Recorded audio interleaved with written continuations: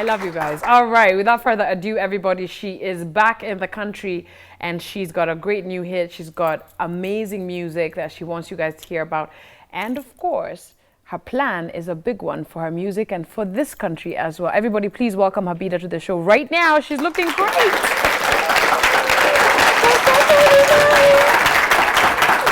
Hello. Oh, you look beautiful. Can I make you do something? Okay. Yay!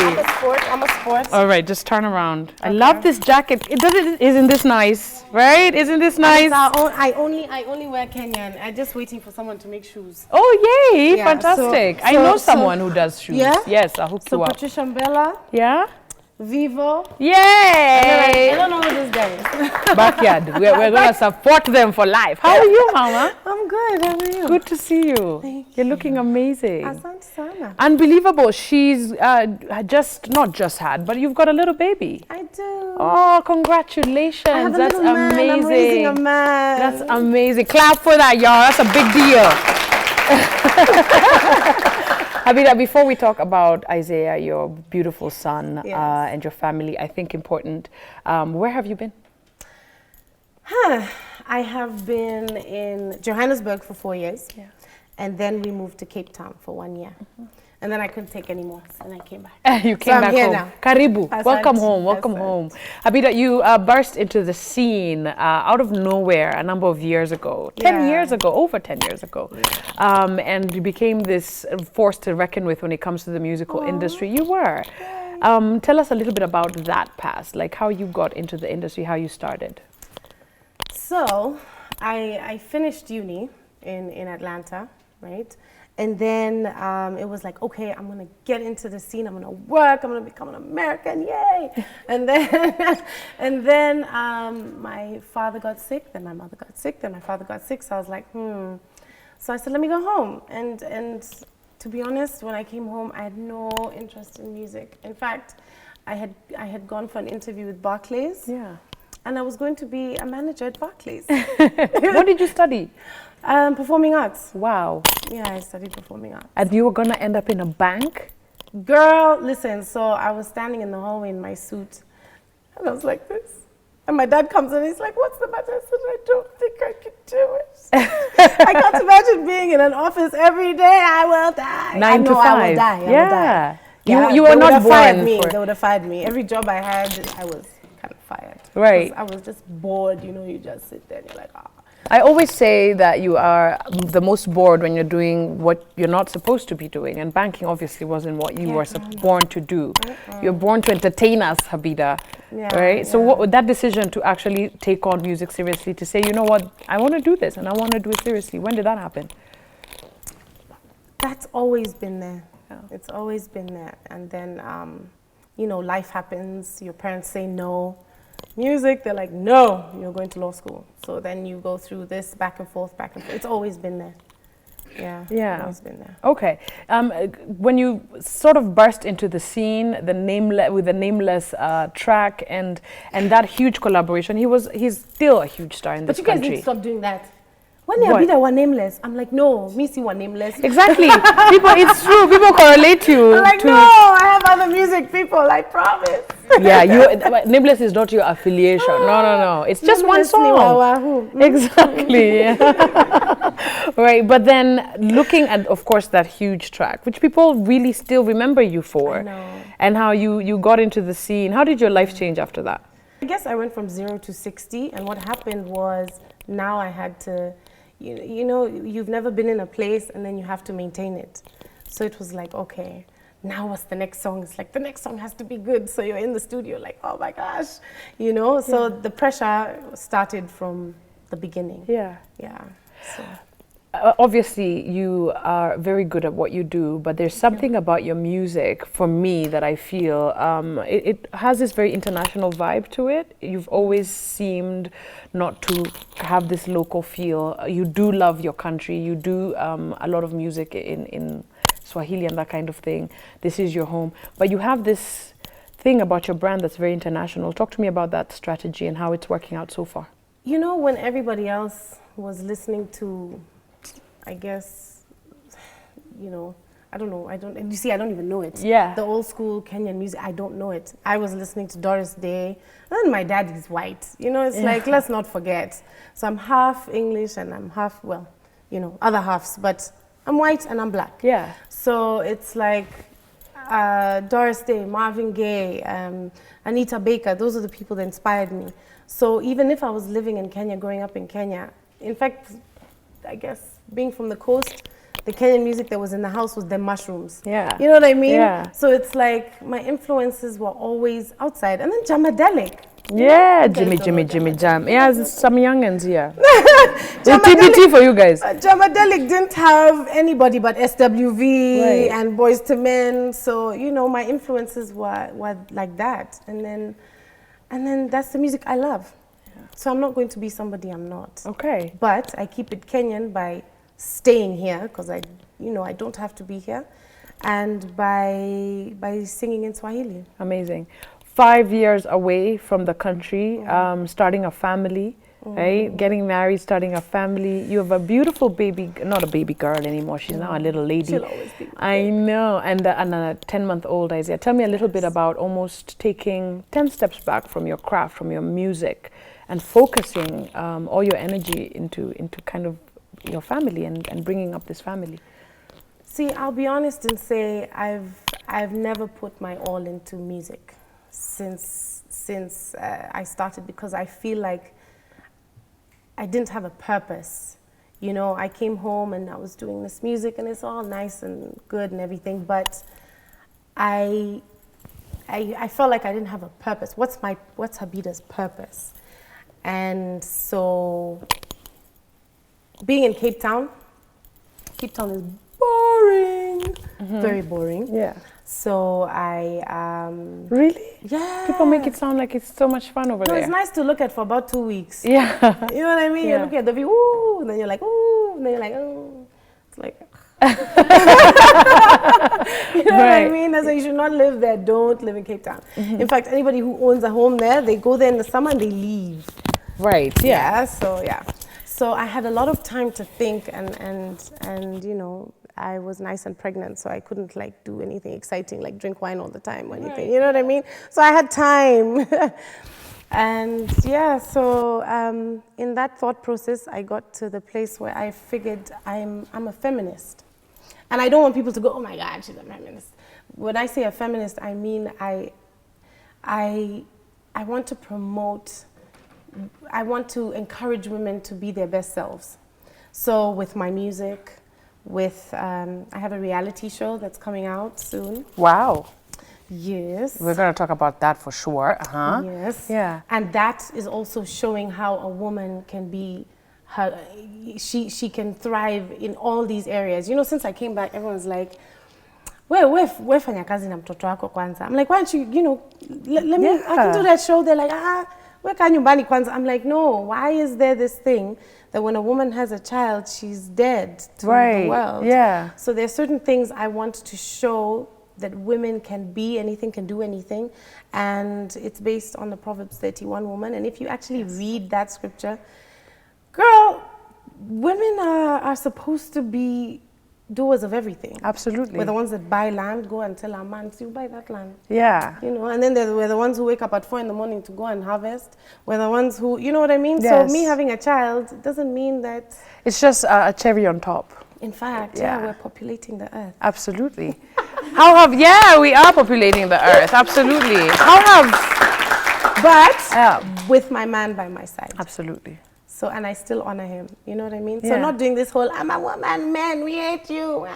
That thing I think is a bit lost. Absolutely. Looking at your return back and looking at your life and researching you and going online and finding out about Habida, it looks amazing, very rosy.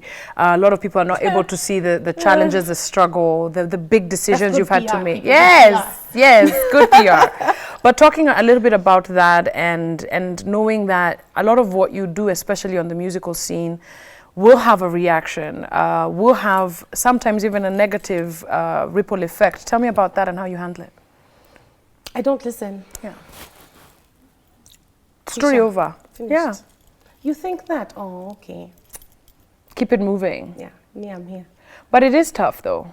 It used to be. Okay. I had to learn how to just ignore, you know. Yeah. And I even had this one reporter say to me, Habida, you're boring. So you do something scandalous. I know we come up with something. I'm like, no. So basically, people write what they want to write, and it's fine. Story over. Because I like you that. you keep me in the airwaves, and then you keep people talking about me. Ati, she did what? Wow. Even me, I'm like, what? What did I do? But wow. but you haven't been in any huge scandals. What did I say? But it's fine. I did it. Right? Yeah. I'm still relevant. Yeah, when I'm they're not still talking relevant. about you is when you should worry. That's what I always say. Yeah. All right, guys. So we come back with Habida in just a few minutes. Okay, talking of course about her new track, what it means for her to be back in the country. Is she going on tour? We'll talk about that in just a minute. Give it up for this beautiful woman, everybody. Yeah. Okay, we'll be right back after this. Don't go anywhere. We are back with Habida, who is back in the country. We're so excited. We're happy you're back. Thank you. We like it when people come back, especially the ones who are putting us on the map for all the right reasons. We're trying. Is it hard being back? Are people receiving you well? I'll say the audience, my fans. Yeah. If there are any in here. Yay! Mm-hmm. They have been so great. It's more like the technical stuff. Industry players. The industry players. Us guys. Like, so you're back. Let's see. What you got? Do you feel like you're a threat? I've been told I am. Yeah. I don't know. You know, you don't sit at home going, yeah, man, I'm a threat. No. No. Yeah. Yeah, but I've been told, you know, yeah. And how do you feel then about sort of do you feel like you need to reestablish yourself as being back? Do you feel that it's picking up where you left off? You know it's hard, isn't it? I guess I'm human, so I was like, what's the deal, guys? I never stopped, you know, because I guess I was putting stuff online and you hoping. I know a lot of Kenya is online. We're on our phones 24/7, so you know I'm releasing music. Yeah. So it was kind of like disheartening because you go away and everybody's like, oh my gosh, welcome, sing for us, yay, and you get paid a lot of money. Yeah. And then you come home and then guys are like, hey, where have you been? I'm like, really, guys? So you know, it's been they've made me feel like I'm new. I'm starting new, which is still okay because I am rebranding.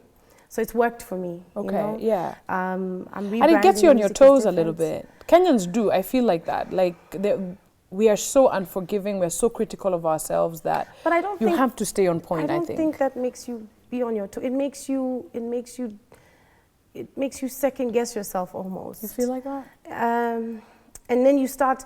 I mean, I'll talk because I am from diaspora is the word for us, right? Yeah, abroad. So, yeah. So it's like I talk to other people and they say, you know, it's like, you know, there's a bit of judgment kind of thing. So I'm spilling water all over myself. I don't know what's going on. Sorry, I tried not to. No, I don't know what's going on. I'm having one of those mornings. Excuse me. No, it's cool. Okay, tell me, what are we talking about We're again? talking about being, I know, I can sit here and chat with you, but we're talking about how critical Kenyans are, right? We're talking about how critical Kenyans I love are my and being Kenyans. received. Let's not get it wrong. Right. I love my Kenyans. Yeah. Hence, I got on a plane and came back. Yeah. Because life was very easy. I'll be honest, it was very, very easy. I was signed to a record label. You know, even the head of the label was like, why do you keep calling me? Are you bored? You have nothing to do. Yeah. And I'm thinking, dude, I come from a place where I was my own manager. I was, you know, like, you know how it is. Everything, you handle everything. So, you know, when you're sitting at home going, oh, okay, what should I do? Right. You know, because you're so used to hustling. So what I'd say is that Kenya makes you get up. Yeah. And literally, I can make it anywhere. I feel like that. If you can make it here, you can make it anywhere. So true. African Man is your latest hit. Sounds amazing. Sounds amazing. Featuring Inyanya. Yeah. Featuring from Nigeria. Tell me a little bit about this artist, why you decided to collabo with him, and then we'll take a look at your new video. So Inyanya was like a happenstance. You know, I was working in Nigeria doing actually the Keep On Walking African Man, and one other one. Gosh, it's just gone out of my head. Anyway, I did 3 tracks. Yeah. And I was working with TY Mix, and TY Mix is the guy who did 10 over 10, 10 over 10, 10 over 10. Good stuff. So, yeah. And I actually went then. This is how old this song is, but it's still fresh, you know? So, flew over there, did the song, and then he goes, you need a collabo. So we sent the song to Ianya, and he was like, I like it. Yeah. So we drove over to his house. He has a studio in the, you know, I don't know, in outhouse, whatever. And we recorded it that night, and that was it. I love it. Oh, Lights Up is the other song. Lights Up. Yes, Yeah. yes. You got so many songs, you forgot one. I like that. That's not it. It's the mommy brains, girl. The mommy brain, it's all good. Yeah. We love African Man. It is a beautiful single, all right, that's out now. And here is Drop the Mic with a brand new song, all right? African Man. Take a look, everybody. Yeah. You know, when you hear your songs, when you look at your videos, it seems that you have like an entourage of people, you know, that work for you, a manager, a producer, a photographer, you know, a sound engineer. Tell me a little bit about your team that took to produce this work. I'll be honest and say this is the first time I've actually had a team. Really? Yes, I decided, I was like, let me just get some help, because, you know, when you have 2 kids now, it's just like, okay, I'm not Superwoman anymore, I need help. Yeah. And actually being a Superwoman is getting help. So I think I got, what did I get? I got 1 assistant. Yeah. Team 1 assistant. That's great. Yeah, and I just, luckily for me, I have a set group of people I work with. So all I need to do is call makeup. She's like, yeah, I'm in, and she'll make herself available. Yeah. Stylist is where I had a problem, because I was kind of fighting with Coke Studio. Yeah. You know, it was happening at the same time. And yeah, and then, you know, I used my house, I use my car in the video, I use, you know, just everything pretty much, whatever works. Remuneration has been an issue for many artists. Even the best of the best in this continent still say that we're not where we're supposed to be when it comes to, I guess, proper remuneration of your work. How do you feel about that now? I agree with that, but I think that's partly our fault. You know, I'm tired of blaming everybody else. It's like, okay, what am I doing to change that, you know? So if you look at any other industry where artists are thriving, there's a lot of them. There's competition, there's great producers, there's big studios, there's, you know what I'm saying? Like, coming back is when I was like, oh my gosh, our industry is just like, we're 5 guys. Yeah. You know what I mean? And that's why I was like, no, man, let me build a studio. It's not gonna be the greatest studio in the world, but, and then kind of, I guess I'm successful for a reason. Yeah. So let me teach them what I did. So at the moment, excuse me, I'm looking for a few women to work with, because women don't get a lot of access into this particular industry. Yeah. And even I get a lot of flack for sitting at the table, because I don't care, man. There'll be a group of 6 guys and I'll go and sit. Yeah. Like, what are you guys talking about? You know what I mean? Let me in on this. And I'll talk. You know, I won't just sit there and be like, oh, what did you guys say? You know, I'm like, no. What's happening? What's happening? And, you know, people say I'm very aggressive. So it's like, you know, and that's part of also my Superwoman campaign will be getting women into the industry and teaching them how to behave, how to get past the sexual harassment, how to get past, how not to give up even though people say no. You know how many times people have said no to me? Right. Oh my gosh. In fact, they're still saying no, you know? Yeah. So yeah. Women are very close to your heart, and giving them an opportunity to get a seat at the table, as you've just said.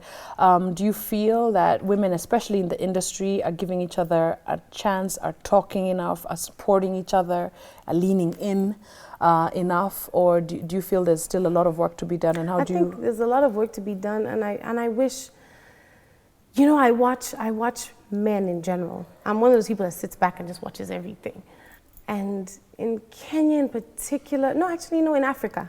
Let's just be real. In Africa. In SA it happened. Look at Casper Noves, he's a friend of mine. When he made it, So did Ricky Rick, because Ricky Rick wasn't nowhere before Casper made it. True. You know, the other guys, whatever, they all join in, and you, even if it's not your video, you go into the video, you're like, yeah. Here you call somebody and say, hey, I'm having a, they'll be like, hey, man, say, you know, imagine I wish you well. Yeah. Lakini, I don't have, We're looking out for ourselves a lot. Totally. Yeah. And I don't know why. I really don't know what happens, that it happens that way here. I don't know what it is. Do you think this campaign will remedy that? Look, man, it's just, I can only do what I can do. Yeah. So. And that's about it. That's about it. Rebranding? Yes. Talk to me a little bit about this. I always smile when I hear rebranding because I've seen this thing Eric Omondi always says, you know, if you're rebranding, there's certain things that you need to do, you know. Oh, yeah? Go for a photo shoot. Okay. You know, boo at yourself out, you know, that kind of thing. There's all these, boo at, you know, there's all these things. You know, get a new Instagram page. Boo at is a photographer. He does the Veras and the Hudas. And yes. And so rebranding has become a huge thing for a lot of people who feel that they've got something to showcase. For you, what is your strategy for that? I think the rebranding was, remember, no purpose, now I have purpose. Yeah. You know, so everything changes. And also, I felt like I needed an upgrade. And part of my strategy is to make sure I am so humongous that anybody I bring becomes humongous and it's easier. You know what I mean? Yeah. So, you know, when you're, I don't know if everybody's like this, but if I'm doing it for someone else, that's when I'm like, yeah, gotta do it. Yeah. Before it was just like, it's me. Then I was like, okay, yeah, it's you, you know? But now I feel like I want to carry a whole bunch of people with me, and then the responsibility seems bigger, so you take it more seriously. Yeah. You know? Amazing, yeah. Are you looking to do an album, go for tours, concerts? Oh yeah, we're talking about rebranding. Rebranding, yes. So now, Mommy brain in effect. Yay. Hey, woo, Ginkgo. It's okay. It's okay. Go on, darling. So the reason for the rebranding is that, but also we're more grown and sexy. Yeah. You know, I've got 2 kids. I can't be on the stage twerking like I used to. You know what I mean? And then I'm actually doing music I want to do. Right. Which is more soulful. It's more. It has a message. You know, it has soul. A little bit of jazz, some saxophone. Yeah, I like that. I like that. All right, looking for any new collabos to work with anyone in the industry right now that you're back? Is there anyone that you're like, I have to work with this person before 2017 ends? I have 2. One I've already worked with. I won't tell you who. Okay. So I'll give you the 2. Unfortunately, they're men. So I've worked with one, and then the other one I want to work with. So one's Nameless. And the other one's Steph Capella. Okay.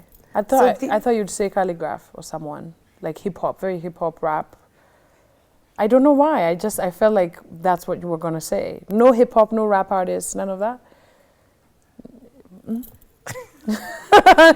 She's gone silent. You know, like when you hear the new music, you'll understand why. Okay. Naiboy, because I think he's just a great artist. He's amazing. I love the way he's taken the Kenyan sound and made it kind of international. Because you know now the Niger sound is taken everywhere. So he's kind of fusing it kiasi and he's keeping it Kenyan. I love it. Okay, excellent. Now, for this particular African Boy track, in terms of promoting it, are you doing any concerts? Are you African Man? African Man. I keep saying African Guy. Right. Sorry about that. Guy, boy. Yeah. African Man. Are you performing it? Are you taking it on? What is your plan for that? It's a great song.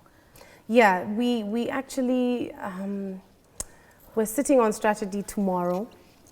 So I can't give you a nice big fluffy answer. Okay, yeah. I mean? When it's ready, we will know. Yeah, you'll know. Amazing, amazing. Okay, so when we come back, are you going to stay for karaoke? I hope you can. Yeah, we can stay. Right, because we also want you to perform for us. Okay. Does that work? That works. All right, give it up for Habida, everybody. She's great.